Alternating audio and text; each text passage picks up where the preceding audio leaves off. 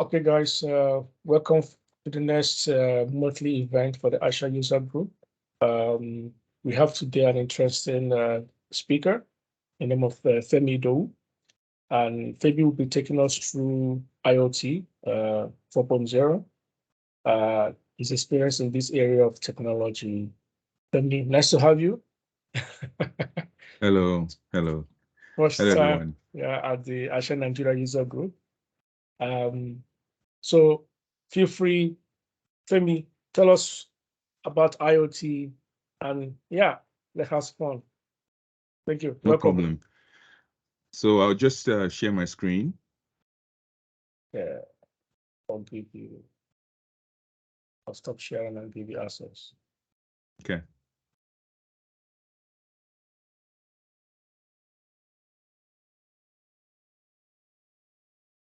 Can you see my screen? Yes. Yeah. Do you see the presenter view or? Yeah, I could see the slide deck. Okay, perfect. Just 1 second.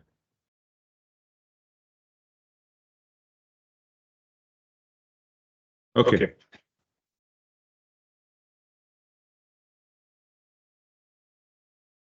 It's the other way around. Just 1 second. All right. Okay. So I will begin. I think there's an echo. I think you might have to mute on your side. Oh, yeah, sure. Definitely. Yeah. Perfect. So welcome everybody. I would like to extend a warm welcome to today's session on smart factory and how IoT and AI is empowering customers to bridge the manufacturing gap. I trust you came armed with curiosity, an open mind, and a healthy appetite to learn and to keep growing on your journey to excellence and creating value in the service of both yourself and others. So we have an engaging session planned for you today, and you can expect at the end of the session to go away with ideas, recommendations, and resources to further empower you on your learning journey to impact and contribute value and do more with less. Um, so we have a packed agenda for you today, where we'll be starting with business transformation in manufacturing. We'll touch point very quickly on what IoT is, what industrial IoT is, and what consumer IoT is, the challenges and benefits and gaps, the industrial environment in the agile or manufacturing essentially, some of the standards and frameworks that are there, the topic of digital twins, and specifically as it relates to manufacturing, the industrial metaverse. And we'll talk about the roadmap for Agile Factory today. And we'll have other touch points, including architecture, Industry 4.0, and partnering with Microsoft. So with that said, let's jump in. So I'll just introduce myself very briefly. My name is Femi Idowu. I come from a data engineering background and have a passion for IoT, intellectual property, IP, and security topics for cybersecurity.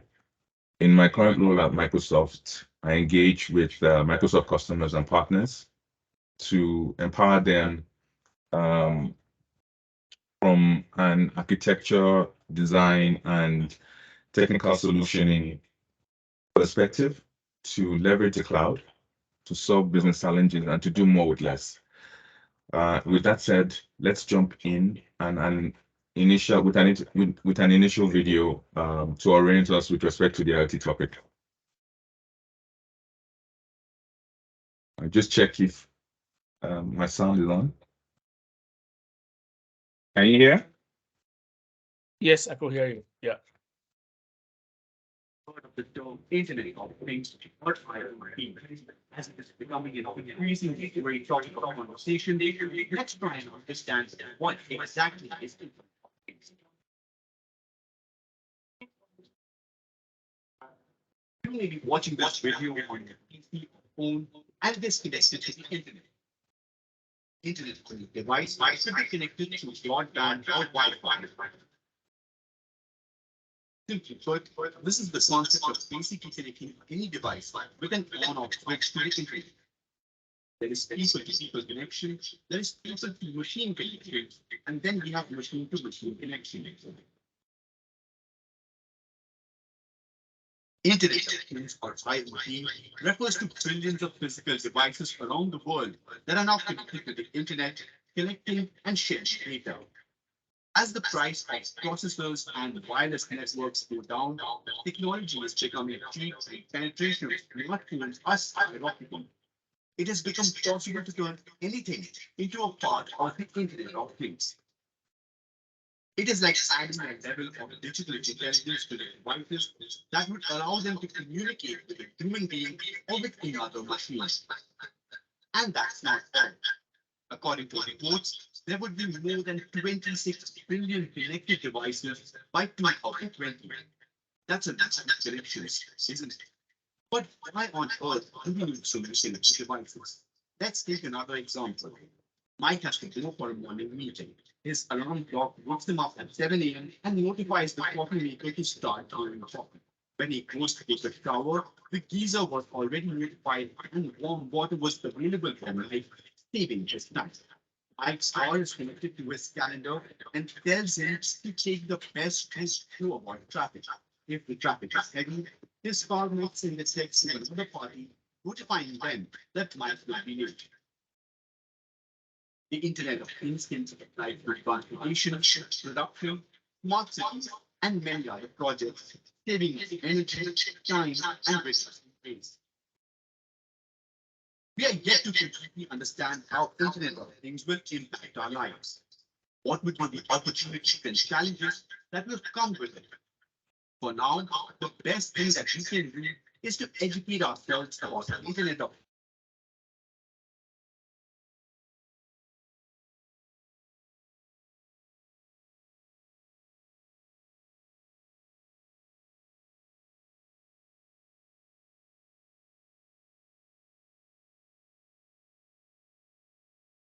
So I hope with that, we had the first view of what IoT is about.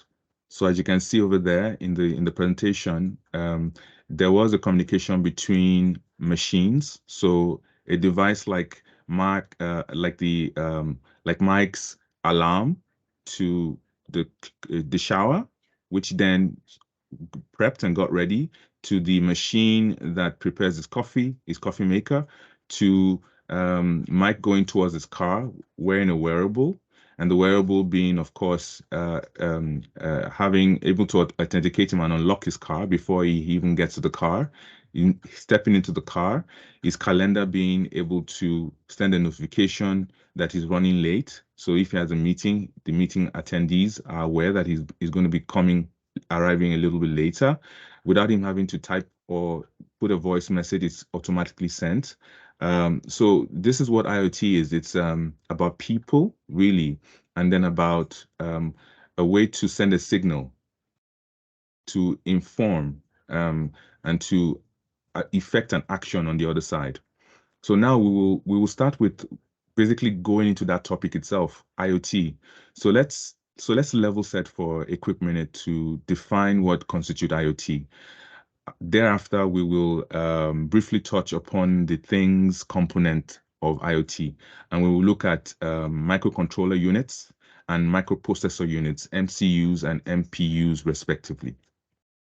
So the NIST, the National Institute of Standards and Technology, was founded in 1901 and is now part of the US Department of Commerce. The following is the definition they provided for what constitutes an IoT product. An IoT product is a device that has components in it, which enables, so components meaning a transducer or like a sensor or actuator, which enables the ability to interact directly with the physical world. And it has to also have an interface, a network interface that allows it to interface with the digital world. So it's a physical, it can be a physical device, but that also can communicate with the digital world. We'll come to what that means. So that's essentially what the NIST provided as a definition for IoT. So let's look at that even in more detail. So in that definition, they shared two components. The first being that it has to have sensors and actuators to sense the world. And then it has to have a way to connect to the network and then send a signal or send information, right, about what it's sensed, right? So sensors, so what are sensors? Sensors sense the world around us. So sensors sense your environment. They provide information to the MCU, the microcontroller unit, which I'll come to in a minute, which is about like a temperature reading. So a sensor, its primary function is to observe and sense the conditions in the world or environment around it. So sensors, they take data in and interpret them. Sensors tell us something about the world around us. Sensors collect signals which collect data, of course, which are data bytes of data, and then they translate it. For instance, the temperature sensor collects heat signals and translates it to mean, okay, it's 30 degrees Celsius, for instance. Or a sensor can be in the ground, like a soil sensor, which would detect how much moisture is in the soil. So the farmer then knows it's time to go, and if the value is too low, that it's time to go and water the crops because there's not enough water in the soil.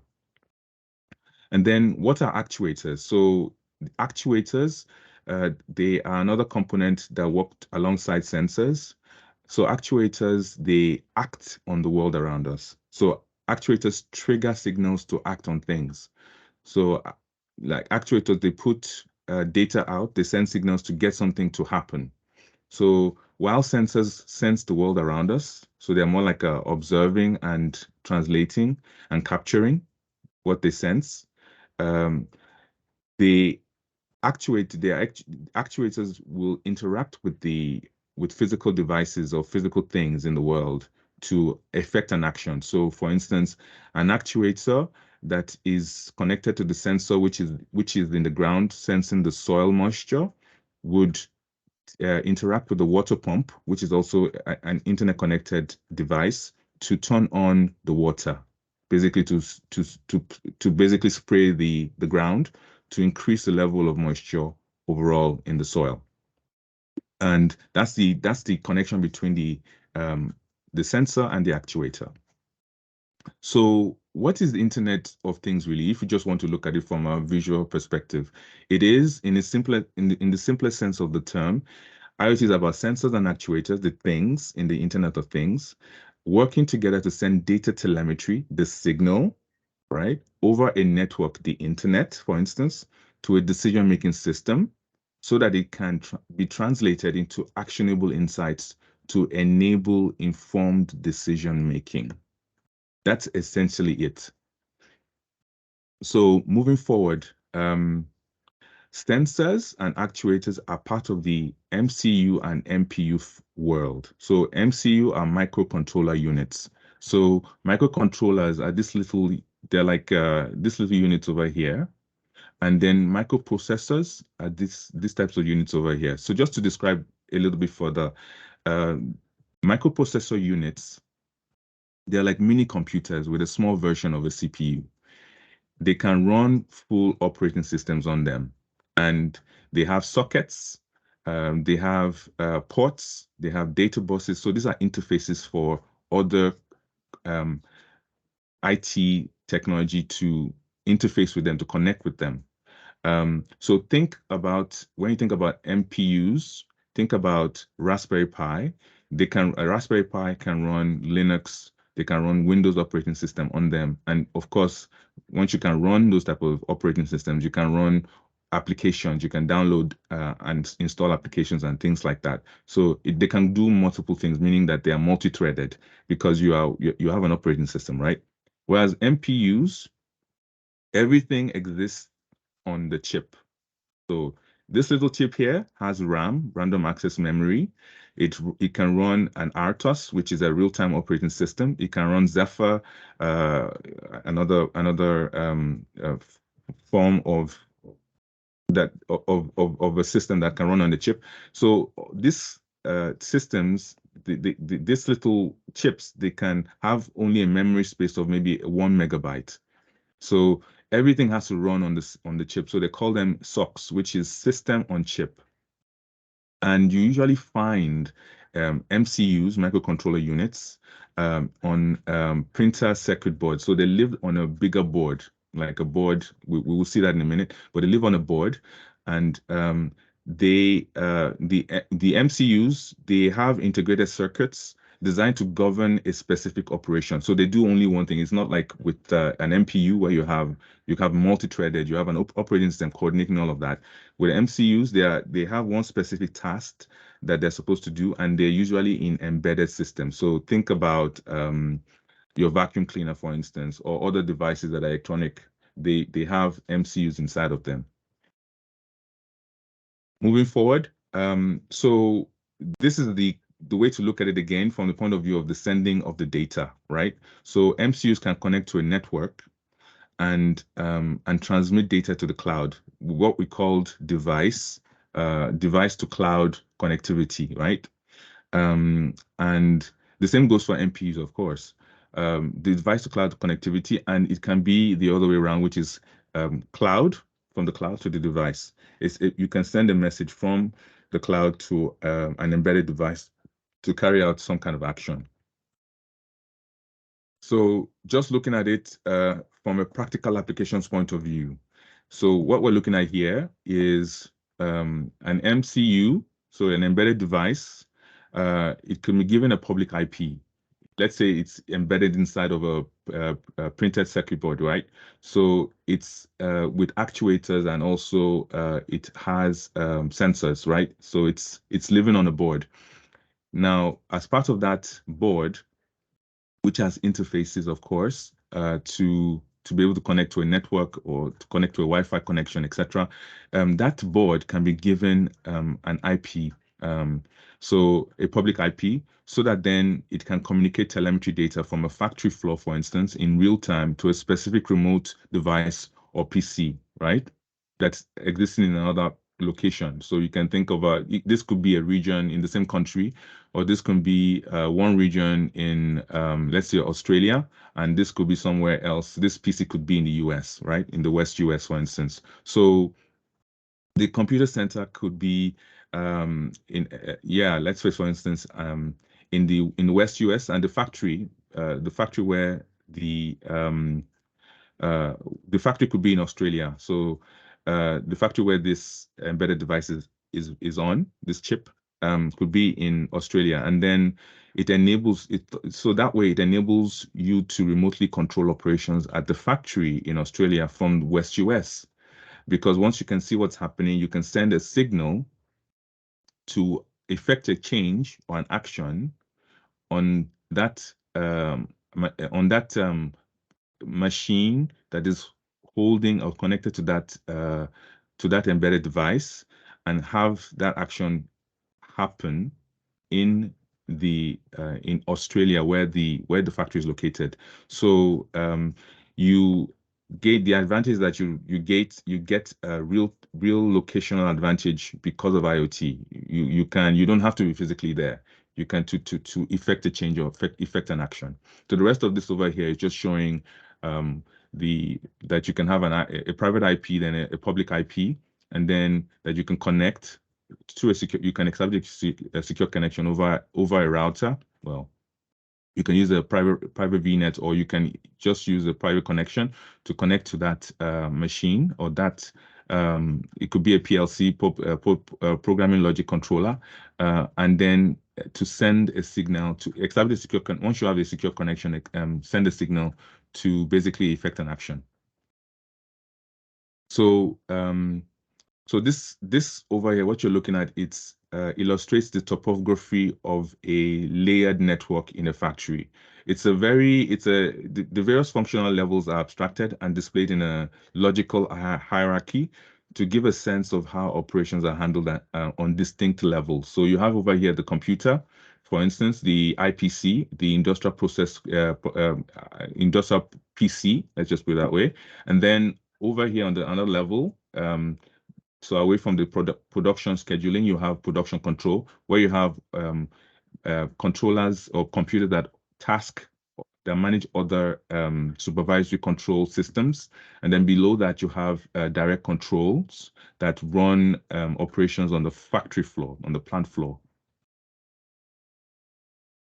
So we'll talk just very quickly about the promise of IoT. So one of the promises of IoT is to send a signal from a remote location and effect a physical change in another location, as if you were physically present there.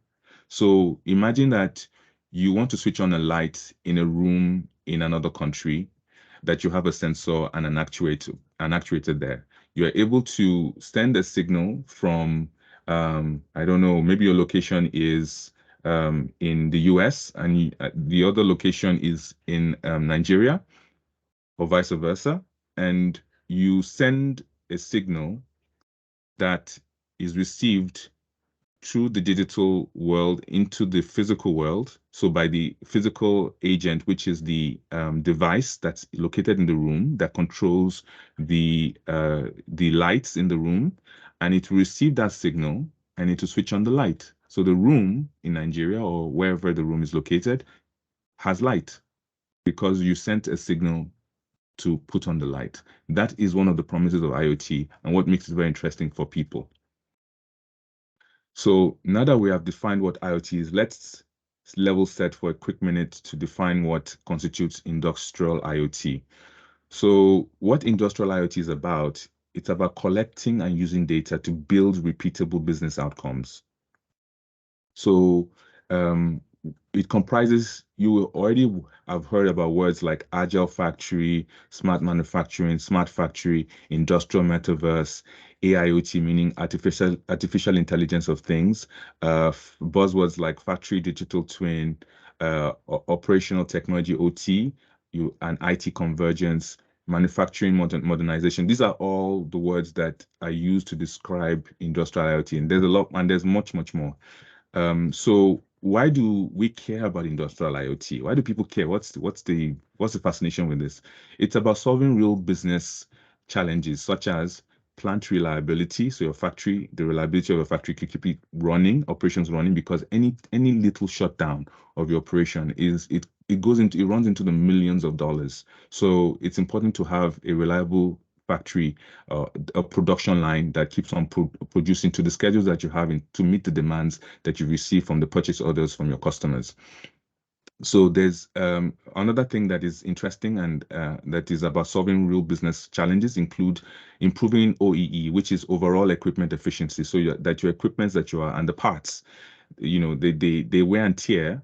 And if you want to be able to replace them before they break down, would be ideal, or to fix them before they wear so much that they break down unexpectedly and you're in a jam. So this is another thing that IoT enables you to be able to measure what's happening with the usage of your different components on a manufacturing line, and then you improve the overall equipment efficiency that way.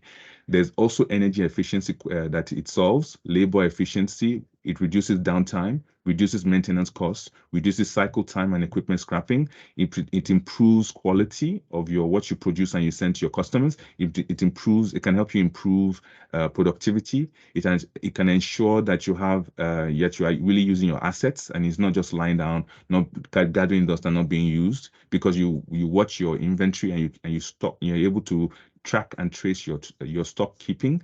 It helps with machine calibration. It improves overall throughput of your production line. So this is what it offers, and that is why the fascination with industrial IoT. Now, so what is the difference? Because there are more than one type of IoT. What is the difference between, for instance, industrial IoT and consumer IoT? So consumer IoT aims to improve the life quality and well-being of individual users by automating and simplifying day-to-day tasks.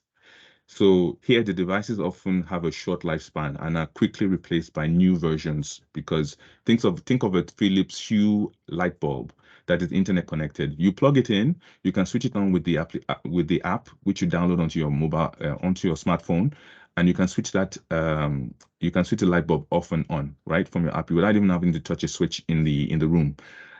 So this when a new version comes out the next year, and they sunset the older versions, you buy a new one. So there's a different consumer IoT is always has a shorter lifespan than industrial IoT, whereas industrial IoT targets complex industrial processes and systems with distinct networking requirements. We'll come into that later, and it focuses on optimizing operational efficiency, safety, and sustainability through remote monitoring and control capabilities. So let's dive into that a little bit more. So we're going to come into we're living in the era of digital transformation, which is what we call Industrial 4.0, right? And it is impacting every aspect of the manufacturing value chain as manufacturers become sustainable product service providers. And they do so by leveraging solutions in the cloud and at the edge, intelligent edge, to build intelligence into their operations by converging both IT and OT to transform into data-driven companies that run world-class operations in which they have visibility into their operations and to ensure they have energy efficient and sustainable solutions over the long term. So in that sense, the Microsoft comes into the play. Microsoft has a manufacturing platform, an industry cloud. But Microsoft essentially helps manufacturers boost performance and adapt quickly to changing conditions by using actionable insights or intelligence and real-time visibility across products and assets, helping to improve their uptime, their output, their production quality, and their efficiency, overall efficiency. So the solutions that we have cover or run the gamut of from cyber security and physical security itself, because we no longer look at machines or people as being the guardians of machines, but when we're talking about the edge, meaning in a perimeter not in the customer's purview or visibility, that machine or that IoT device is ownerless. It's more, the perimeter of ownership is now the device itself. So the concern from a cybersecurity perspective is not just on a networking level or in a perimeter that the customer controls, but also the physical security of the device itself. So it's because it's its own owner, right? And then there's predictive maintenance that we look at, connected field services. These are all different things that are inside of the manufacturing cloud when we talk about connected factory or smart factory. So it's about giving customers visibility, remote monitoring. These are some of the use cases that Microsoft helps customers to solve or the manufacturers to solve. So the focus is on optimizing operations and improving visibility by connecting their machines, infrastructure, and production assets to integrate disparate systems to generate a single view of production data and systems, to use industrial IoT intelligence to warn and alert them in real time if a system is compromised before they get into a situation where they have a ransomware or a malware and it stops the entire production. So it helps to reduce unplanned downtimes and then to persistently monitor shipments at all points along the value chain to improve responsiveness. So these are some of the things that Industrial IoT and Microsoft, the platform, as a platform provider, enables. Now, I've illustrated I've spoken to how digital transformation is impacting every aspect of the manufacturing chain, supply chain, right? Now, but the thing I want to emphasize is that every company is having to become a software company. This is what is happening. So companies that normally would focus on just their core business, they're also having to build a digital arm of that business because we live in a world where companies are selling across omni channels, multiple channels. They are selling on their classic portal website. They're selling through vendors and retailers. They're selling through social media. So they have a social media presence where customers interface with them, buy products from them, and give feedback, whether it's Twitter, whether it's Facebook, whether it's LinkedIn, or other social media, Instagram.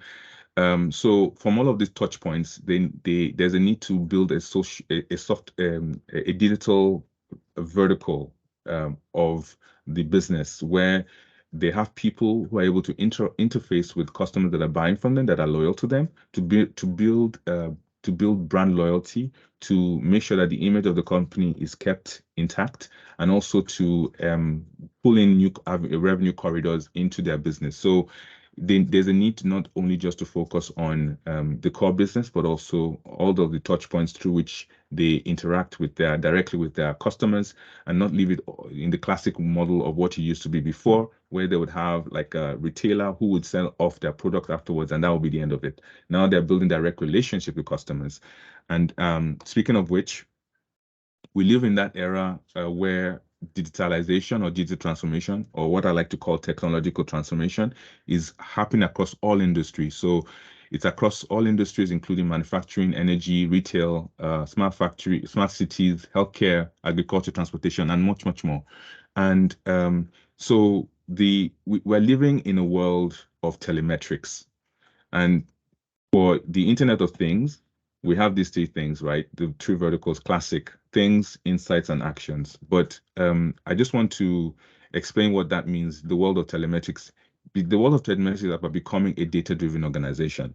So to break it down, IoT applications can be described as devices, right? Sending data that generates insights, right? These insights generate actions to improve a business process or a business or process, sorry. An example is an engine, a thing sending temperature data. And this data is used to evaluate whether the engine is performing as expected. That is the insight. Then the insight is used to proactively prioritize the maintenance schedule for the engine. So that is the action. Whether you send the customer a message to say, please bring the car in for servicing a month earlier, rather than the 3 months, every 3 months or every 6 months that the schedule is normally allows, because we are seeing from the temperature readings that there's something wrong with maybe the converter or something, another part of the engine there's a cause for concern. So we let the customer know in advance, so that then we can service that and check that for that reading, in order to avoid that the customer goes into a situation where they have an engine failure or a breakdown, and they have to react and respond to that through other measures. If that can be prevented, then the manufacturer of the engine would rather spot that early and provide that service to the customer, because it makes the customer feel understood, cared for.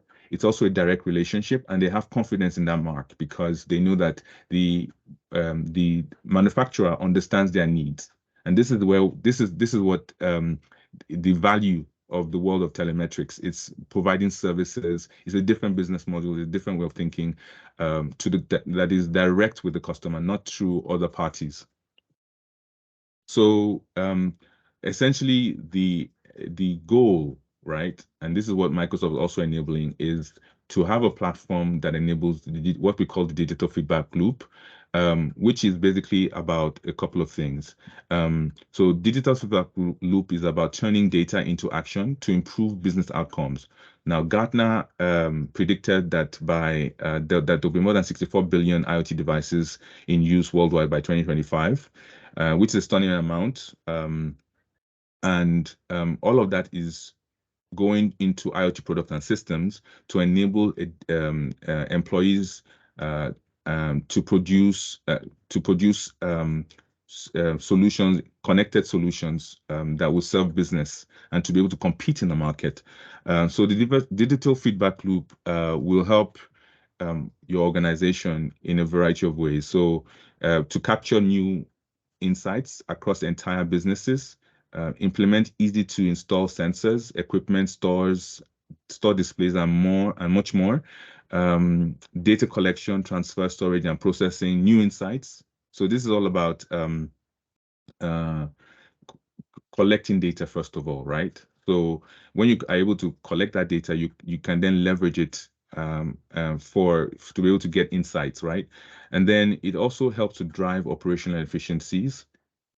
So efficiencies means things like process engineering, operations, cost reductions, using AI to predict what could happen based on what has happened in the past. So having a history or record of what's happening and being able to then predict what would happen based on past history of a car, for instance, or a product.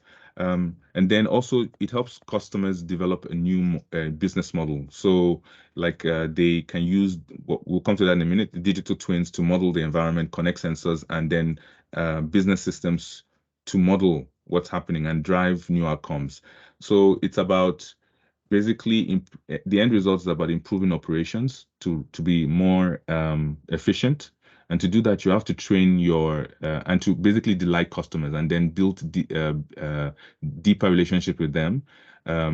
So that means like you're able to provide like a service level agreement, such as you service the customer's car, for instance, and you monitor what's happening with the car in case you see something that a spike in temperature that, then you can ask the customer to bring the car in earlier and check it so that it doesn't have it doesn't have a breakdown.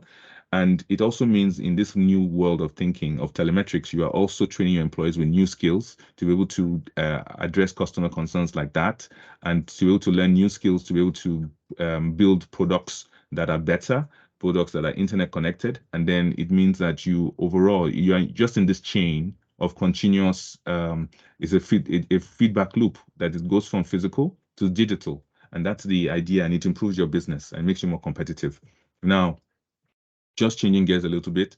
So when we talk about digital transformation, there are about four steps. The first phase is to get insights, first of all, by collecting data. And then the second is to improve your operational efficiencies based on the data that you have. And then the third is to build new business models that allow you to basically leverage the data in real time and make efficient decisions.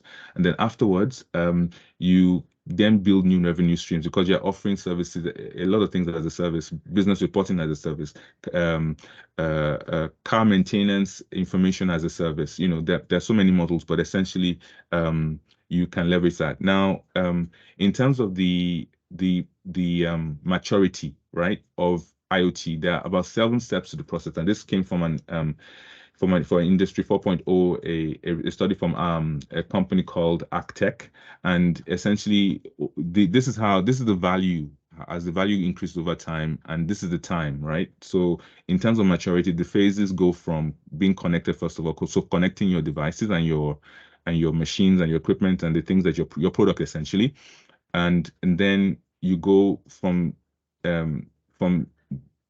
having them connected to making them leveraging predictive analytics, making them the ability to predict what's going to happen, and that's leveraging AI. And then after that, you make them cognitive, which is prescriptive, make the ability to prescribe what the next step will be based on all of the data that you're seeing and the trends that you're seeing. You get into a place where you of maturity where you can leverage artificial intelligence to have prescriptive actions that are interpreted from the data that helps you make more informed decisions, and not just and be able to grapple with the amount and the size of the big data that you're receiving. So like I mentioned earlier, when we talk about industrial IoT, these are some of the buzzwords you see: industrial metaverse, fog computing, artificial intelligence of things. These are all part of that ecosystem. And then the reasons why is what I mentioned earlier: to reduce downtime, improve productivity. These are some of the reasons why customers really care about industrial IoT. And then when we look at it from the point of view of stages, we have something on the Microsoft site, and you can access this this information on this using this link that showcases for industrial IoT those steps that I mentioned earlier, which is about computerization. So this is the value chain. This is the value over time as your solution matures, and this is the timeline. And in the timeline over here, you can see that the phases are there represented. What the data is, so this is about connectivity, so computerization, getting the machines themselves and then connecting them, and then that gives you visibility on your operations. And after that, when you go into phase 2, which is in this vertical swim lane, you can see what's happening. So you have data that you're collecting over time. You can build a data model. And that data model, you can train it to spot things like anomalies, detect anomalous heat readings or moisture readings or temperature or vibrations and things like that, or pressure, things like that. And then based on that, you're able to, when you see a spike and it goes over a threshold, it is flagged or signaled or you're alerted, and then you can take action. So you go into this phase 3, you're able to adapt in real time and also in batch, meaning that in non-real time to all of these signals that you're receiving from your internet connected devices or machinery, and then you can then offer that to in a paid subscription to customers. This information, this intelligence, you can offer it to your end customers by saying, you buy this machine from me, this coffee maker, and you don't only buy the coffee maker from me, but I also offer you a service whereby I am monitoring the coffee machine from a distance. So if I see that the coffee machine will break down, I will take this coffee machine and I will repair it without you needing to worry about it. So you buy also the assurance that you don't have to worry about servicing because it's included in the price of the offer of buying the coffee machine. So it's more interesting for customers because you take that burden off their shoulders and they feel like they are understood and they're cared for. So I won't spend too much time here, but this is just to say that, like I mentioned, you go from descriptive, which is when we are talking about what happened yesterday, when you are looking at your reports, how much sales did we make yesterday? And then you go into diagnostic, which is trying to analyze it using conventional tools like Power BI, dashboards, and that sort of thing, Excel. And then you go to predictive, where you are looking at, okay, what if, based on what we have, our sales from last year, what if we changed the suppliers? What would happen if we kept only our top suppliers? How would that change our outcomes in terms of our sales? And then you go to prescriptive, where you're looking at, now that we've seen this trend, you're leveraging AI to basically have prescriptive actions that you can take, which you are now more proactive and triggering outcomes that you want to have on the market based on more targeted advertising, based on more targeted marketing, based on previous intelligence that you have about your business. You're now the one setting the trend and winning market share. So this is where customers want to be in that data-driven company topic or idea, concept. So when we talk about customers, just very quickly, when we talk to customers, we talk to customers from the point of view of several pillars, including governance. Governance includes security, identity, compliance, ethics. We also talk to them about their executive strategy. This is very important for a company that wants to become data-driven. And we right now, we are looking at Internet of Things, but as you can see over here, there's different service models, BI as a service, data as a service, where they talk about data and intelligence. There's AI. So we're talking about cognitive services, leveraging all of these fine capabilities. We talk about a data platform. We're talking about how they store data both in batch and in real time. We also look at things like the application development, because a lot of the apps that they build are dependent on the data, and they read and write information to the data. So as an input point and a consumer of the data, it's also important to have that conversation with customers. Right now, we're over here talking about intelligent things, meaning products, innovation, on both at the intelligent edge, so devices at the edge, and also in the cloud, and about how to leverage that. But as you can see, the part that comes in the executive strategy of a data-driven company includes all of these elements and being able to talk about them across whatever workloads that they might have. And over here, we talked then about the operations. So operations include change management. So every time they change something, they bring something, a new version of something out. They need a way to also track that and also do it in an efficient way such that they are compliant, nothing breaks, and they can move forward with their innovation. as things go along. So I'll build that a little bit, but essentially we have been witnessing like a myriad of catalytic innovations that are enabling new opportunities to digital transform, and a lot of our customers are seeing this. So we're moving from the with the cloud, with the advent of the cloud, the arrival of the cloud, we've been seeing IoT go from being just machine-to-machine communication to actually much, much more. So we are seeing customers harnessing the signals from sensors and devices to both on the cloud, but also at the edge. And then they're offloading some of the work into the cloud to do, but they're also doing some of the work at the edge. And they're enabling that capability. A lot of our customers are at the edge, right? So they want a hybrid solution that includes edge and cloud, and that is future ready. And they're also leveraging AI to basically do what was showcased before in terms of predictive analytics, so that they can monetize it, and they make money from offering this service agreement SLAs to customers, so that they have a direct line of communication, and they build this new business model where they're a digital company as well. We're offering digital services, monitoring something from a remote location, seeing something that's going to happen before it happens, predicting it, calling for that thing to come in early, fixing it, returning it back to the customer. That is all a direct relationship with the customer. So and in that where we are right now is in digital twins, which is all about creating a replica of the physical environment, and all of this is still going back into that topic of the digital feedback loop. So this is what is happening in terms of the trend. And so we're going from an evolution of cloud and edge from where we are today. We're more than there today, but we're going from intelligent assets and products to intelligent environments, and then intelligent ecosystems.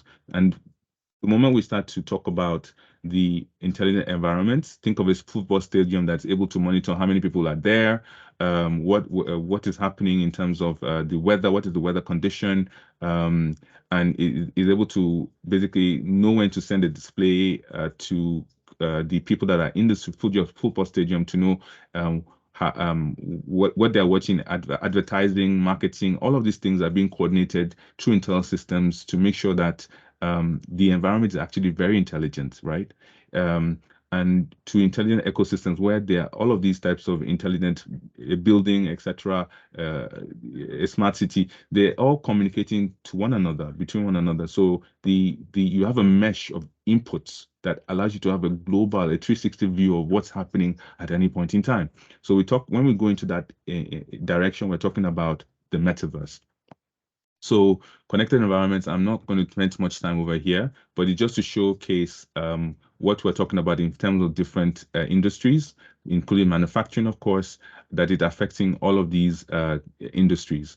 And essentially, when we talk about digital twins, which is at the heart of the topic of the metaverse as it relates to the industrial metaverse, at least, we're talking about capturing the physical things we see in the world, but capturing that digital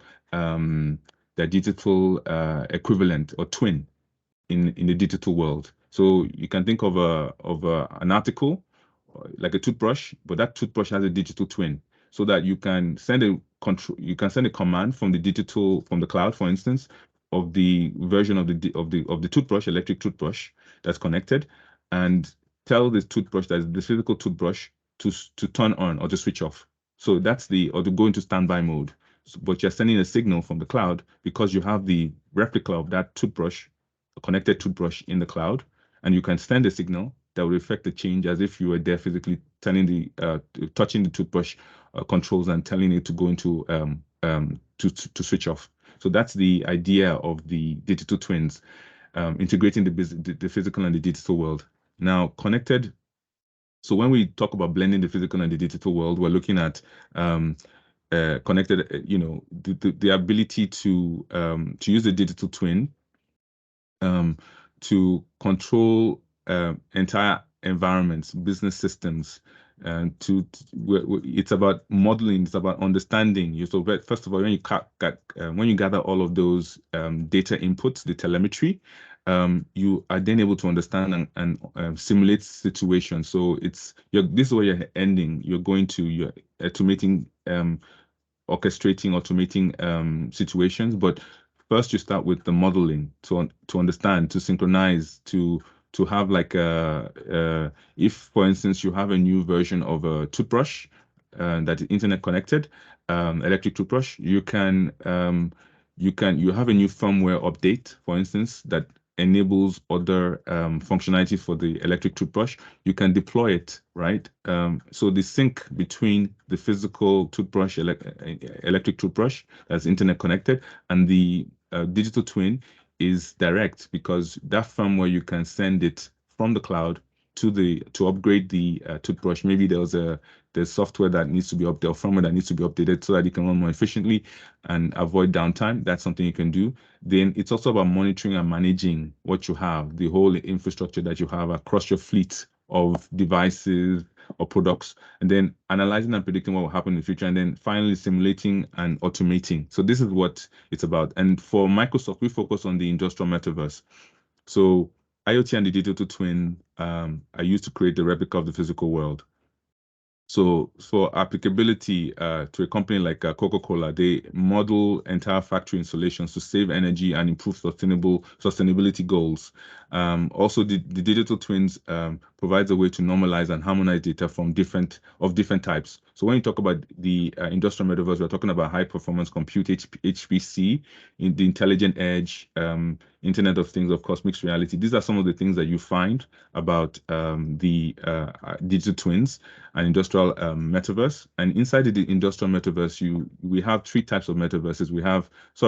Inside metaverses, we have three types of metaverses: consumer metaverse, the commercial or enterprise metaverse, and then the industrial metaverse. And the consumer metaverse is about social interactions, games, entertainment. So this is what Facebook, for instance, focuses on. It's about metaverse experiences. So think about the Fortnite concert with Travis Scott, and also think about Ariana Grande's metaverse concert, which happened about 2 years ago. This is about the consumer metaverse. And when we talk about the commercial metaverse or the enterprise metaverse, we'll focus more about collaboration and productivity. So think about the Microsoft Mesh, which focuses on making it possible to interact, for people to have avatars and to collaborate together to build a product, or to work together from different geographical locations on the product, so it's about collaboration. So think about the Microsoft 24-hour holographic surgery event that happened around the world, where they did live surgery around the world from different locations, and they were able to broadcast it and share it, so all the doctors could see what they were each doing, and they could collaborate together to make a surgery successful. So the industrial metaverse is where we're at from a Microsoft perspective, and we focus, it's about software-defined industrial environments to improve complex operations. So Azure IoT and the customer innovation team are focusing on this. And so industrial metaverse is about, designing, building, and operating. So it's a cycle. We try and leverage all of the technology that is available on the platform to enable this type of outcomes, collaborations, and improving products that are internet connected. So I'll just say one or two more words about this, but essentially, as you can see, it's connected, because if you're mapping the entire world, you're going to have visibility across so many different at many different levels, not just from one isolated product or one isolated physical entity like a stadium, but all around the world. You have visibility into what's happening and traffic in real time. It runs across many different verticals. And the breakthroughs that we're having, some of the technology stack that's involved include I think some of these, as you can see over here, but to capture the physical world, these are some of the technologies that enable that. And customers are using that in what we've seen, for instance, the connected store, where you don't even have to have a person who check out at the checkout till, because customers just pick things. There are cameras all around that enables the owner of the store to know what inventory is going off the shelf and then to restock, and as well for customers to have self-checkout, and they just pay for what they buy, what they put into their cart, and that's it. And then you have connected field services where Rolls-Royce, for instance, like a company, it not only just sells airplane engines, but also acts as a garage. It basically takes in crafts and then on a schedule and repairs them and maintains them and sends them back to the flights to the airline companies to make sure that they can keep on, having a rotation where they can keep on flying those machines with little or no downtime. And the same thing goes for guides. This is something that is on the Microsoft ecosystem, and remote assistance, which goes into what we call the Dynamics in our Dynamics 365 cloud. So as you can see,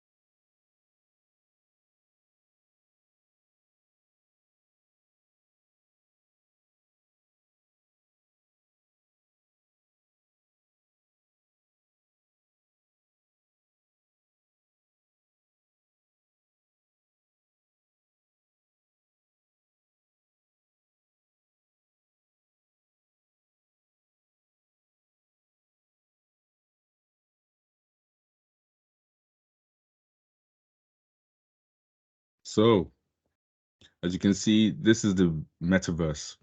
I'll discuss now that we know about consumer IoT and also industrial IoT.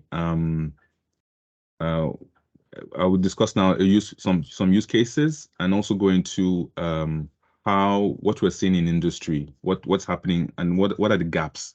So this is the next segment of the conversation today. So I just reiterate that consumer IoT aims to improve life quality and well-being of individual users by automating, and simplifying day-to-day tasks.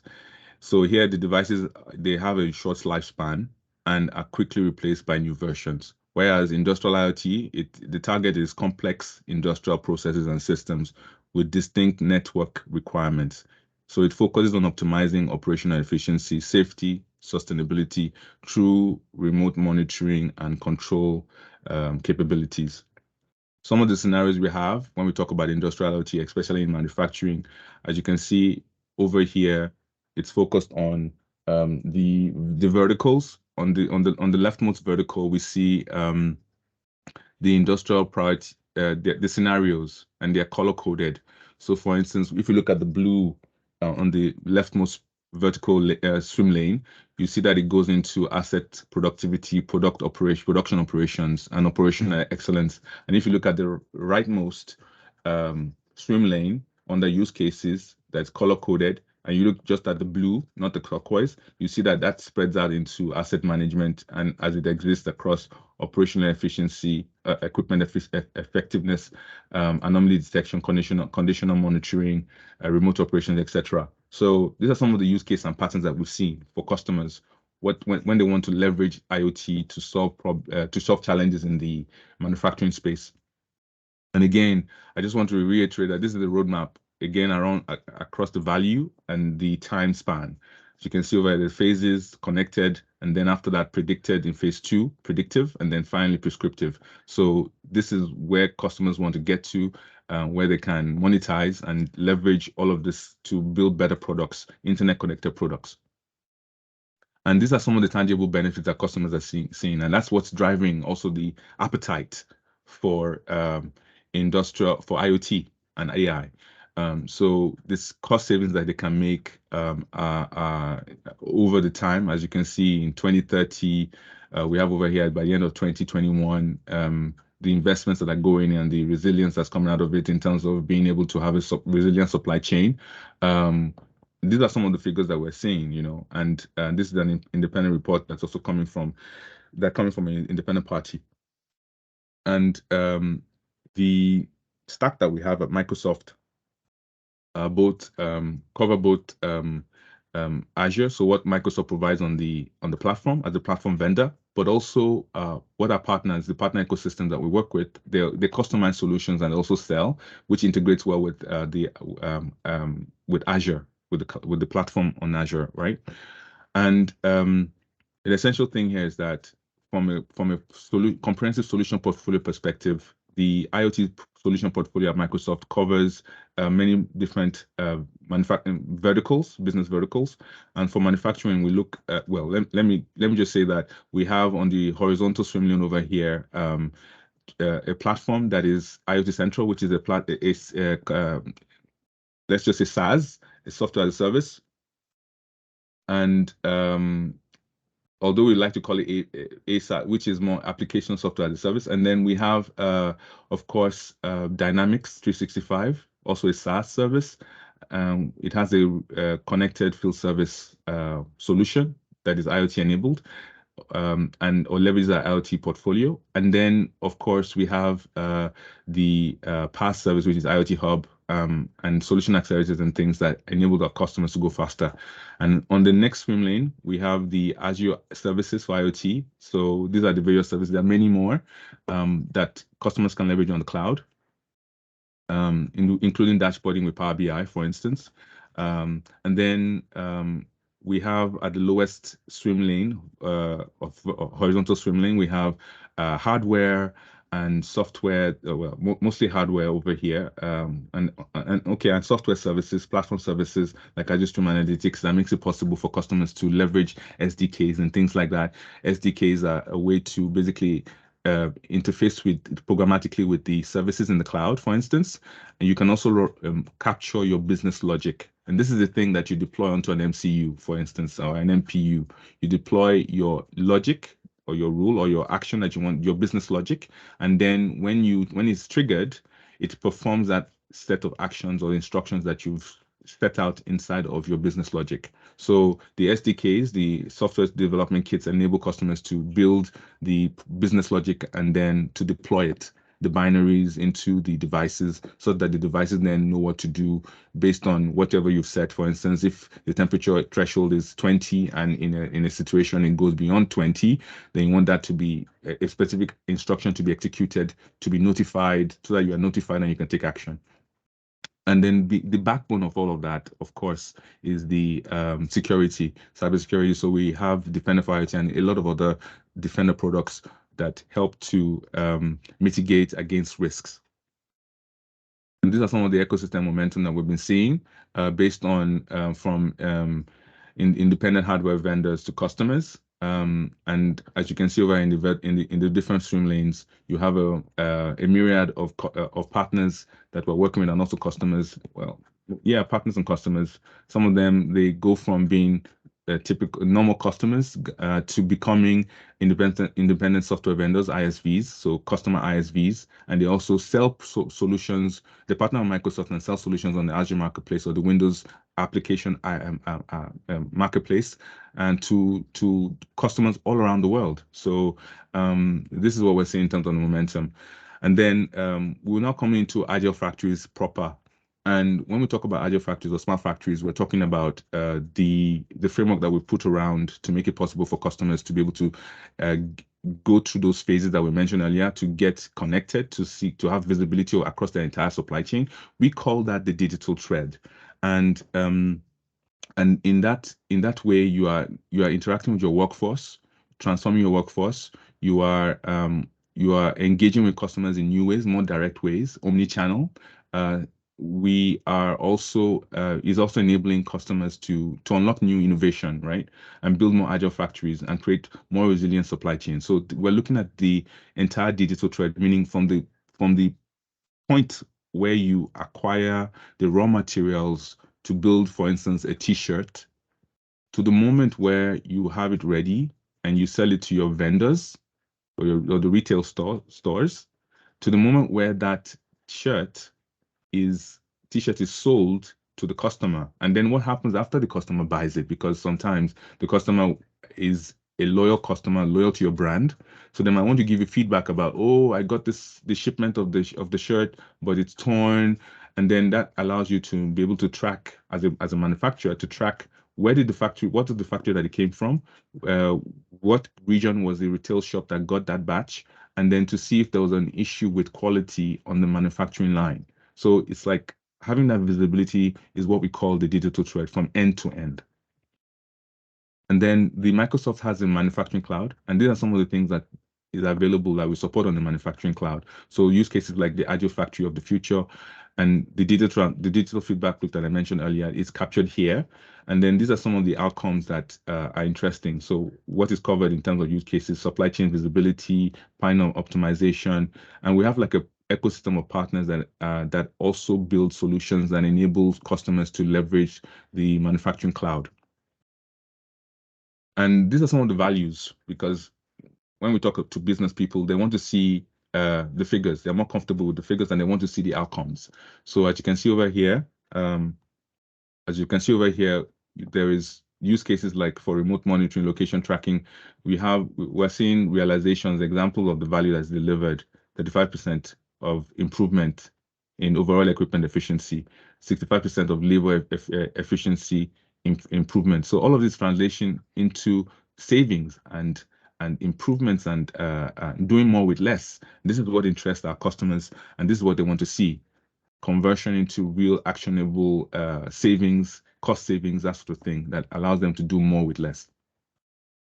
Now, when we talk about a factory, like I mentioned earlier, you saw the LUD abstraction much earlier in the presentation, but this is what it really looks like. You have like a layered architecture. You're looking at the top level, the management system, the ERPs, enterprise work planning tools, where you enter the POs, the process orders from the customers. This is where it's received. And then you have the MES system, the management execution systems, which basically coordinate between different plants, the plant that is actually here and many other plants. You have the control level where you're talking about the production. So where you control what is being produced at what time of the day and how do you coordinate the production processes. And then you have at the lowest level, the plant floor. You have the machines themselves, and you have devices that are linked to the device, the machines, which control the temperature, which tells them when to start and stop, and that sort of thing. So this is what we're looking at when we talk about the factory.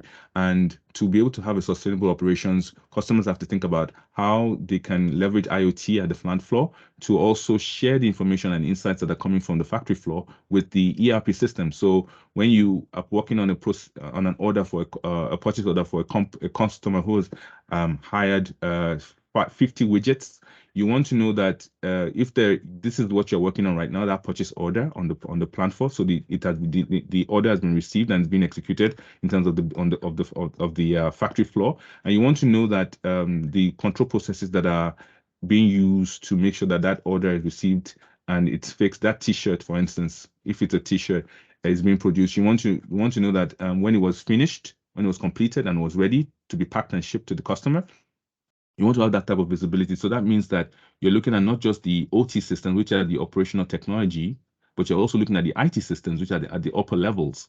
And this is a challenge for a lot of customers. So some of the, we're talking about that topology that you just saw. The plant topology is called the ISA 95 framework, and that ISA 95 is what governs a lot of factories. What you're looking at over here is some of the technologies that can be used at the different levels. So on the ERP level, the management information system level, to control level, and the device level, we have solutions on at Microsoft that can assist with all of those at all of those levels. I won't go into too much detail, but that's just the information that I wanted to share here. And then looking at it from an IoT perspective, we're looking at nested levels. So we look at nesting. So we're looking at we're basically able to support customers who have nested edge topologies according to the ISA 95 standard. So it's like a layered network where before you can connect an OT device or information from an OT sensor to something to a system that's an IT system, you have to segment that because you can't use the same network. The ISA 95 standard says you have to segment your network because in case someone should come and hack your network at this level because there's a malicious software that's introduced, you don't want it to have corrupt your other systems, your IT systems. You have to separate. So there's network segmentation implemented in the ISA 95 standard. And so we provide, Azure IoT provides a way to map the topology, a nested edge topology, and to assist customers in that way and to help them to stay compliant with the standard and not fear or not worry about being hacked, which is the concern of our customers when we talk about IoT. So I'll just try and speed up and finish up. Essentially, this is the ISA 95 standard is also called the Purdue model. Is the way it's been architected, and it's been as you can see over here, there are many layers. Is like layers that you saw earlier, and there's a segmentation over here. We have the demilitarized zone, which is where you have like an air gap between your enterprise IT systems and your OT systems, your operational technology, which runs your machines, your control systems, and also the machines themselves and the sensors, devices, and actuators on the factory floor. So we worked with customers like Tetra Pak, where they built machines for packaging solutions, so milk and that sort of thing. Think milk and that sort of thing. And they wanted a way to be able to get more visibility in terms of the products that they're creating. So they were looking at having that digital thread extend between their plants or the factories all the way to the sales lines, the point of sales, POS systems, and to have a way to track everything that's happening. Because when you're producing something like milk, you want to have video to see what's happening, that the machines are performing as they should. If you spot a quality issue, you want to spot it early through the videos that you have on the conveyor belt, and then to take action, because you cannot afford to have a bad batch of milk coming out and going into the world for people to drink. So there's a need to have a sustainable way to manage your energy, and also to make sure the energy that you use, and also to make sure that your customers are being served appropriately with good quality product. So the IoT journey, normally, it looks something like this: from connect to monitor, analyze and improve, and to transform and expand. As you can see, our customers, customers come in early, or they come in at a certain point, and they go to becoming a data-driven company. It's the value is realized over time, over the investments are realized over time. And that's what this is a picture of what the journey or the customer value looks like, right? And then we talk about connectivity and visibility, which is the first step, of course. And then beyond that, productivity. Then you get productive, because now with the with the data you've collected, you're now able to see more.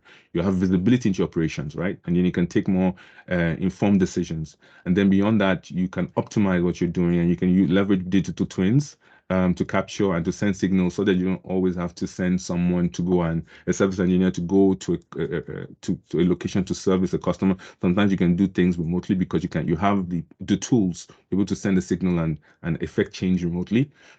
And another customer that we've been working with has been Mars.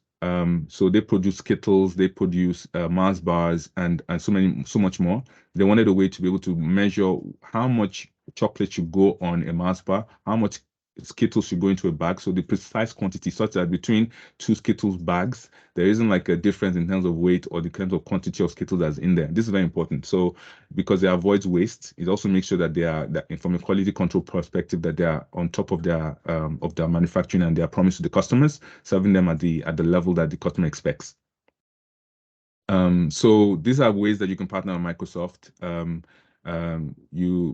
We basically can partner with Microsoft from the edge connectivity perspective. So choosing devices and helping the existing devices that you have be connectivity between the cloud and the device. Also leveraging AI and ML if you need to leverage the predictive analytics, prescriptive analytics. There are services on the cloud and which are also deployable at the edge, which customers can leverage to have that to get closer to monetization, and also be able to predict what will happen and to spot anomalies before they happen and prevent breakdowns.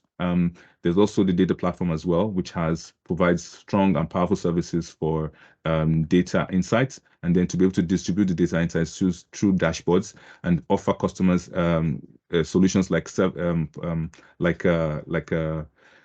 dashboard, BI as a service. There's also connected production. So if customers are coming with a new product innovation, they can make them internet connected, and the platform supports that. So you can partner with Microsoft to design an internet connected product, and so for product innovation endeavors. And then there's a security as well to make sure that your existing OT infrastructure is cybersecure, because some of those OT systems in an industrial frame per context, they are 30 or more years old. They're not as new as IT systems, which change every 5 years, so to speak, in the industry. And then there's sustainability requirements, using less energy, making sure they're more efficient, less pollution. And these are things that customers care about and we care about. And customers can partner with Microsoft for that. So we have a few more minutes left, but I want to go very quickly into the challenges and the gaps, right? So the challenges, to build an IoT solution, we define what is the 8 attributes of an IoT solution, which are listed here. And you can find the reference to this on the website at the aka.ms.8 attributes link that you see at the bottom over here. But essentially, these are some of the things that we captured in terms of practices from having a scalable IoT solution on the market, which is very important for customers. And then the challenge that we've been seeing in the manufacturing space has been in terms of integration of IT and OT data. I was explaining a bit more what IT and OT, but from what you saw earlier in the diagram of the layered tiers, the IT systems are the ERP systems at the top, for instance, and the OT systems are like the things that are the level below. So below so that is the things like the MES and also the plant floor. Those are more OT systems, right? They run the machines at the ground floor. And so there's because of the difference between the systems and the fact that they're air gapped, the networks are different. There is a need to they speak different protocols. For instance, the OT machines, they speak protocols that maybe the IT systems do not use. IT systems use things like UDP, IP, TCP/IP. And so there's a need to have a way for those systems to communicate data and telemetry between one another, right? And some of the gaps also is in terms of the modeling of the systems and the way the places and process and people, the relationship between them gets complicated sometimes, because you're trying to marry the old world or legacy systems with new technology, and it's important to have a way for people from the OT team and the IT team to be able to talk together and work together, and to make it a scalable solution, so that when you solve or create an internet connected or smart factory in one location, let's say in Europe, I don't know, in the UK, for instance, that you can have the same thing in another location where you also have a factory, like let's say, for instance, in Nigeria. It's important. So, and that not every time it's you create a solution, it's a snowflake. And you have, when you go to your next factory, it's another snowflake. You have to create a unique solution again. You want it to be repeatable, reusable, and that's one of the some of the challenges of IoT in the industrial IoT space. And these are some of the other challenges: asset connectivity management at scale, heterogeneous and IT solutions, frontline workers being able to be aware of what's going on and able to respond to this type of things, able to bring data silos together, because you have an OT silo for all of your OT systems where they put all that information from the machines. But at the same time, you have your IT systems, which also have another silo or database where they have all that information. So how do you marry the customer purchase order to what's happening on the ground, on the factory floor, when you have a different type of telemetry? You have to have a way to connect those two bits of information to see, this line batch number marries to this customer's purchase order. So you have to have a way to connect that information, so that when you get to the dashboard and you're looking at, okay, which customer orders have we serviced this month, you have that information brought together such that you have a consolidated view of what you've actually done in terms of your operations. So these are some of the architecture that we have for industrial IoT systems. So it's consultable on our document site, but essentially it just shows the on-premise assets, the process logic controllers, database, SCADA systems, MES systems, ERP systems, and then it shows what happens in terms of protocols that are being sent to send data telemetry, and then how that data has to be normalized, meaning it has to be consolidated, because some of the data comes in different formats. Think JSON, think Excel. You need to have a way to bring them together in a uniform format. And then after that, there's a need to be able to leverage a server that can connect to the internet or can connect to your solution on Azure, for instance, such that you can then push that data into the cloud, into your subscription, and then leverage other services like AI, etc., to do predictive analytics, that sort of thing, and also store that data, because you are talking about big data here. When you have a lot of plants and lots of IoT devices on those machines, that you're collecting a lot of data, and you need a way over years to be able to leverage that information, to be able to have time series insights, leverage a point in time, and see how have a whole history of your production line, and then be able to then have tools, Power BI dashboard, that sort of thing, to be able to do queries on the data to find out, to gain more insights, and also to basically see what's happening in terms of your operations through a dashboard. Defender for IoT is a product that we have that helps customers in terms of the defense against nefarious actors who might be coming to their system and trying to basically corrupt the OT system. So we offer Defender for IoT as to be able to have a security posture. So it does like an analysis of the customer security posture. First of all, what are the devices that are there?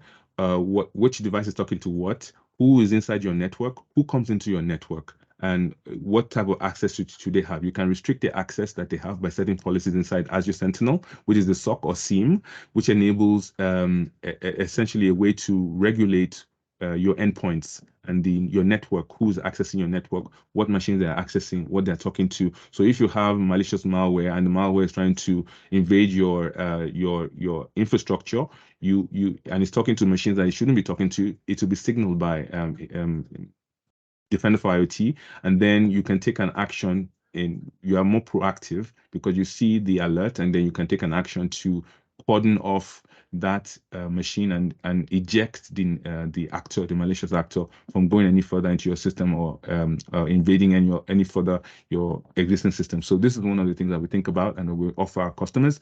Essentially, the difference between IT and OT is that for the IT team, they're focused on, for IT security, it's all about data confidentiality and privacy, and that sort of thing, like protocols. There are multiple layers of controls, and they think about securing that. So that type of infrastructure. But for the OT team, they're working with machines that are 30 years old. They are wary of IT because IT systems sometimes they're 5 years old, and you're trying to interface something that is very, very young or new with something that's 30 years old. So they worry that it might be a means for the machines, which are the machines on the factory floor, to be compromised. So they're very, very worried about the protocols on introducing new interfacing with IT systems. And there's a need for the two teams, the IT and the OT team, to work together. So the landscape looks like this from a factory, and as you can see, there's data that's being generated from OT and IT systems, but it's all being put into different silos. And what customers want when you talk about a plant or a factory is to have a way to unify the data into one. So the OT and IT data, to then be able to have a dashboard that shows them the operation, everything that they need to see. So this is what they're trying to do, to have a single pane of glass and to see everything from a single pane of glass. And so they want convergence and a unified data. And this is a challenge, but it's still a lot of customers are succeeding in that challenge now, and we're enabling that with using the platform solutions that we offer. And now I'll just end with because I like to I think it's important to also look at things from the point of view of how to do it if you wanted to do it today. So I've created a section here, the last and final section, which is about essentially how you'd go about it. So the step-by-step means to digital transform in a smart factory environment where the value is always on the x-axis over here, and time, which is a day in this case. Very ambitious, but it can be done if you have the right set of skills to achieve connectivity, visibility, and the third phase, which is transparency, and then get to predictions and adaptability. So this explains what is happening and along each of these phases. And so the prerequisite that you need a production line, of course, a factory production line or something of that nature, and then you need an industrial gateway. So industrial gateway is actually essentially a field gateway, meaning a router that can operate your IoT devices and collect telemetry from them. Excuse me. From machines that are connected to them. And then you need a subscription so that you can at least collect all of that data on the cloud, right? Because we're talking about the fourth phase as well, which is, of course, to do with predictions and everything, right? So you need to be able to leverage AI services and that sort of thing. And you need some basic IT knowledge. And then, so you place your industrial gateway here. Here means, you need to have it in the factory, on the factory floor, right? Or you need to have a strong connection to a HP, like a hyperconvergence infrastructure in the cloud that enables you to be able to collect that data and send it into the cloud, into your subscription in the cloud. It has to be a secure connection because it's important that you don't expose yourself to a man-in-the-middle attack or a port stealing or another cybersecurity networking forensic sort of situation. And then, as you can see over here, you have some how do you say information around what should be happening at each phase. So the real-time sensor where it should be, the program logic controller will normally be located here, and your management execution system will be here. Your ERP system, which is your IT systems, will be here. So this is your OT system right here, taking care of and running on your OT network. So your Ethernet that is inside the factory. And then your enterprise resource planning tool, so where you have your customer information with, it's more the IT system, it will be running its own Ethernet, it's on its own network. So you place your gateway here at the MES level, right? And the gateway it's air gapped, so it's not in your IT system, and essentially. And then for connectivity, you have connectivity done, because with that gateway will be able to collect enough telemetry from the factory floor, no problem, working on the OT network.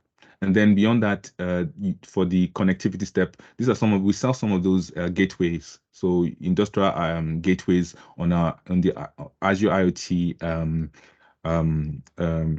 device catalog website, where our partners sell gateway devices that are industry strength, enterprise enterprise grade, which can support different various protocols from process logic controllers or SCADA systems or brownfield devices users, or even the OPC UA standard for connectivity and communication, and to adapt as an adapter to other protocols that are less known, and to make it possible to be able to receive telemetry from the machines. And then essentially, these are the steps for connectivity, right? And it shows a diagram here to just explain it. And there's also a GitHub, of course, that's located. And then there's visibility, which is this vertical over here, what can be done. These are some of the 6 steps for visibility to achieve that. And after that, there's transparency, where you have to see what is happening, anomaly detection, that sort of thing.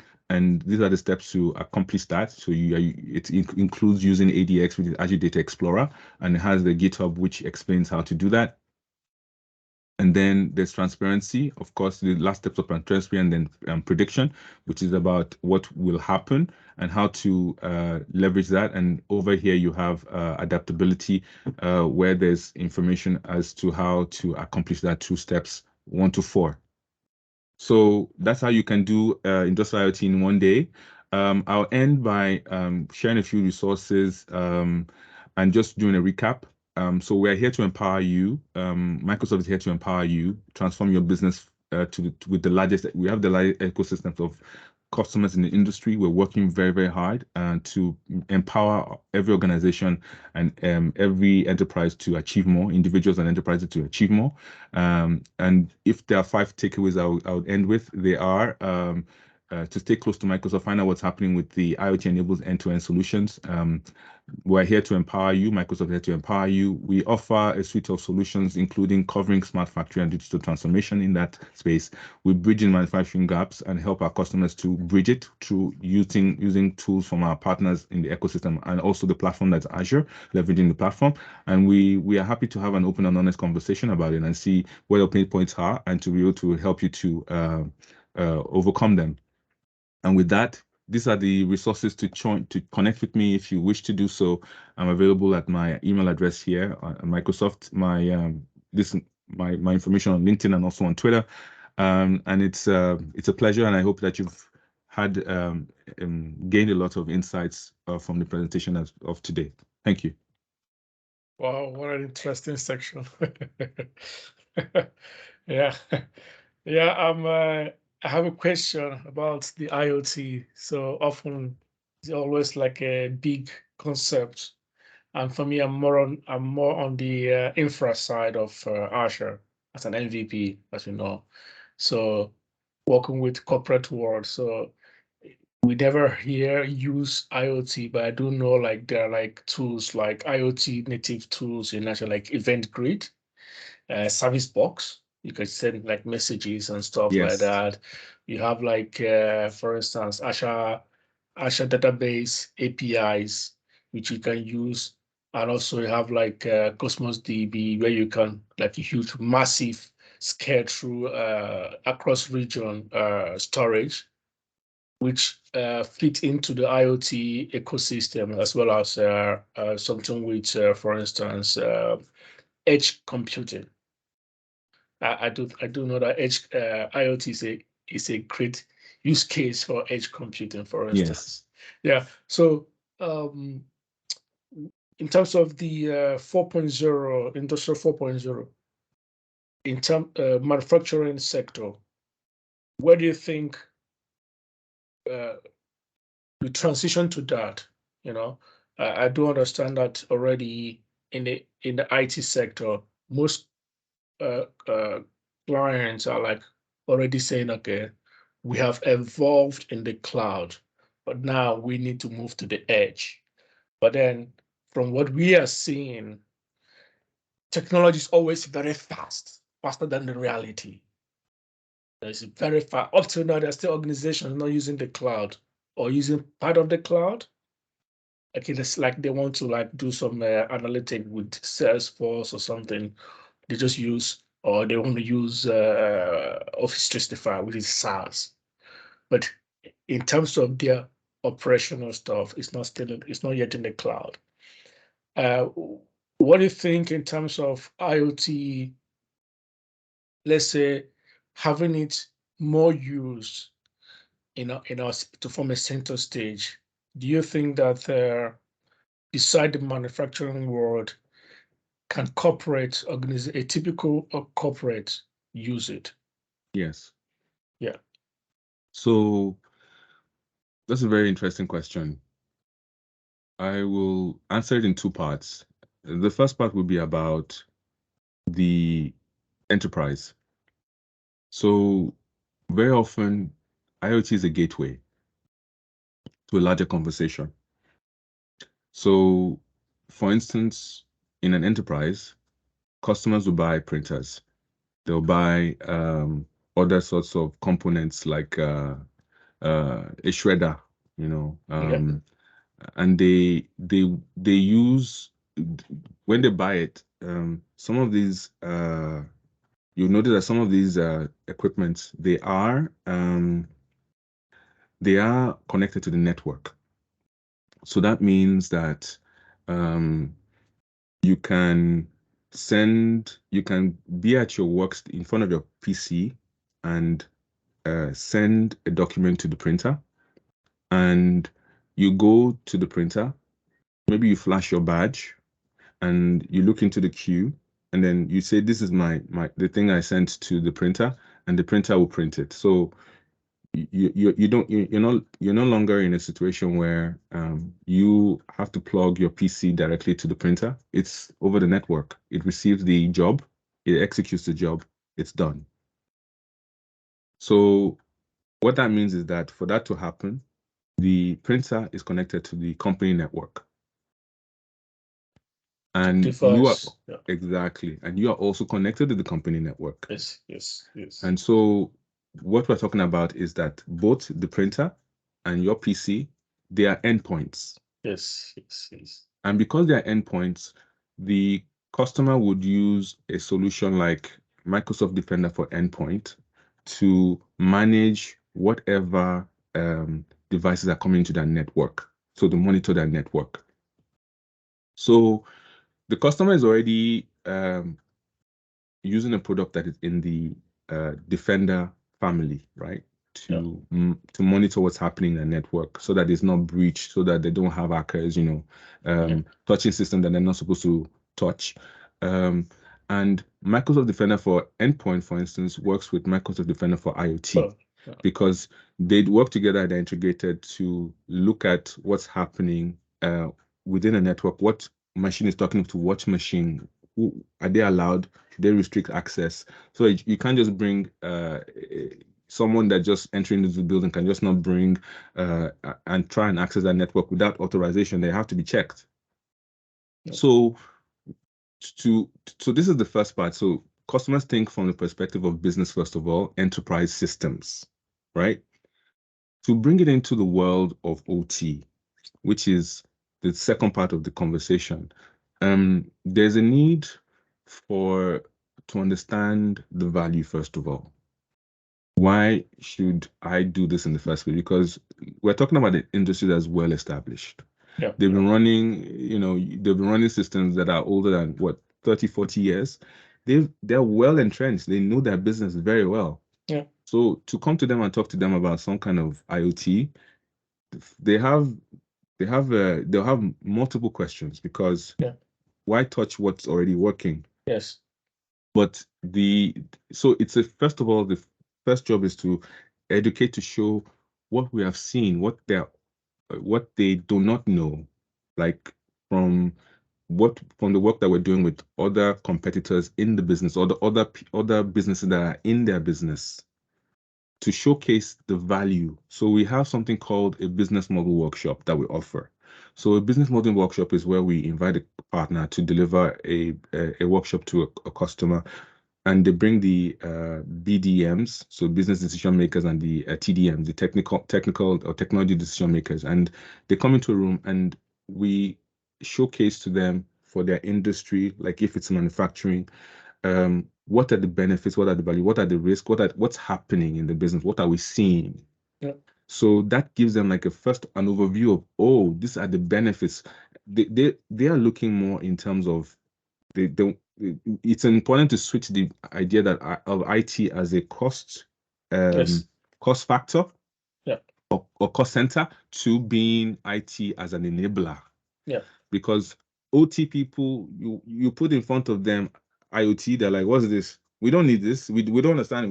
We are trained to make the factory floor run efficiently and to produce to this time deadline. So don't bring your IT system because so there's a need to help them to see how that can be done and what they can gain, like figures, actual figures, percentages that they will save money, those sorts of things.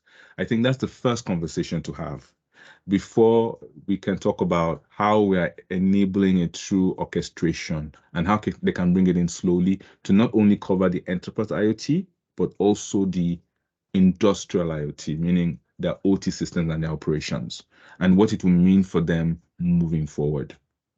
And I think that's the place to start the conversation, yes. Yeah, it's quite interesting. Yeah. How do you guys treat service principles, identity within the IoT world? I do believe, for instance, if you want to look at authentication and authorization, it comes down to devices, and then device as a unit of identity. So if you look at identity in the higher level, you know, identity and access management. So you have like a typical Azure AD, and then you have like PIM, privilege identity management. How is that concept? I'm just intrigued how that works in the IoT world. It's a very good question, and also a very important one. So the perimeter of a customer's solution, it is beyond just the perimeter of the factory floor, because very often their solution is at the edge, but also they have solutions in the cloud. Like they can have a subscription on Azure. This is where they might be going. So we've covered both ends. And so when we talk about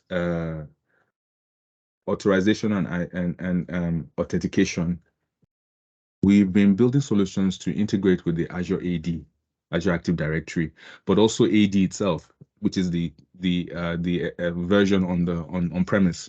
Yeah. So and like you said, there are other things as well, like PAM, privileged access management. We have it on different levels, but to just keep it simple for IoT, we have for security 3 ways to authenticate an IoT device. So we have, and this can be covered. That's its own cybersecurity for IoT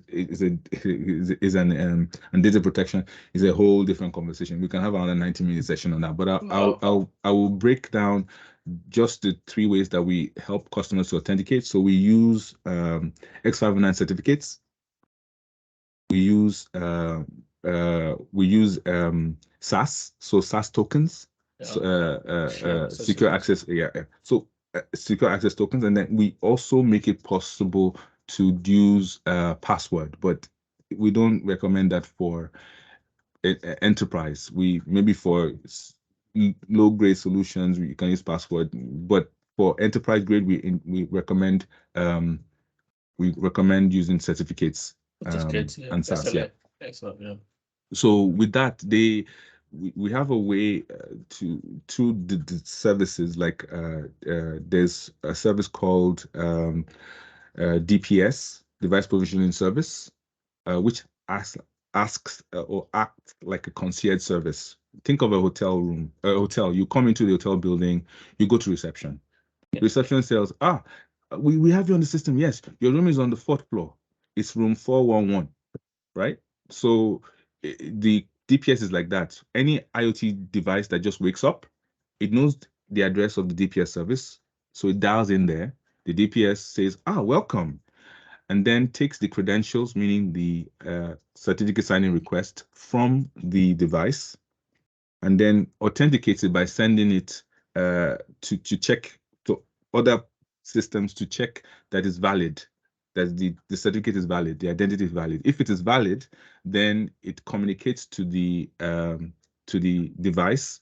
Here is your here is the signed certificate to say that you are okay, and this is your room, or this is the IoT hub, and this building that you can connect to. Maybe the IoT hub is in India. You're part of that group. This is where you go. So we have a system to enable that, which is enabled through the device provisioning service.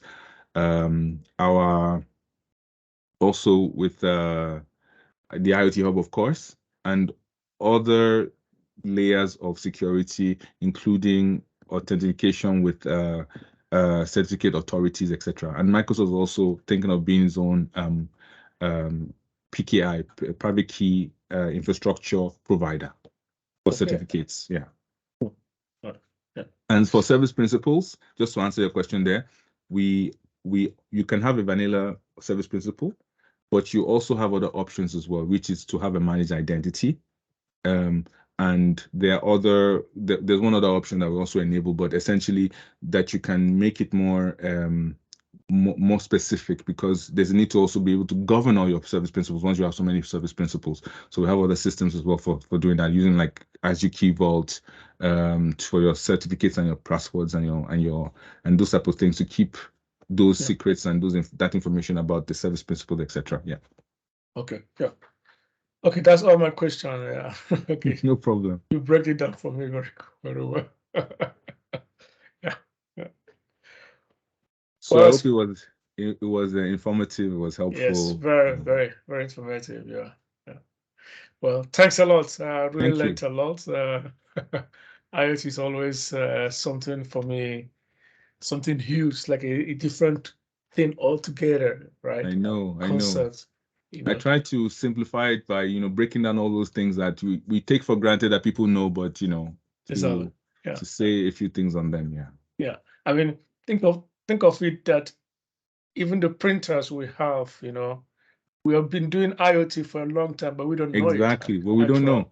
It's machine-to-machine communication. Exactly, the machine, your PC communicates to the network through to the PC to printer through the network. I want you to print these things. It's IoT, M2M, machine to machine. It's crazy, yeah. Wow, it's quite intrigued. Well, thanks for the time. Appreciate it. It's been a pleasure. Same here. So for the video, you can send me an address or somewhere that you want me to send it. Maybe you have a Google Drive somewhere, or you have another repository, and what I can do is I'll just upload it. Okay, that'll be nice. And then you have a copy of it, and you can put it in whatever repository you find appropriate, so that the members can access it and watch it at their leisure. Yeah. I appreciate it. Okay. Enjoy the weekend ahead. Same here. It's been a pleasure. Same here. Bye-bye. Ciao. Bye for now.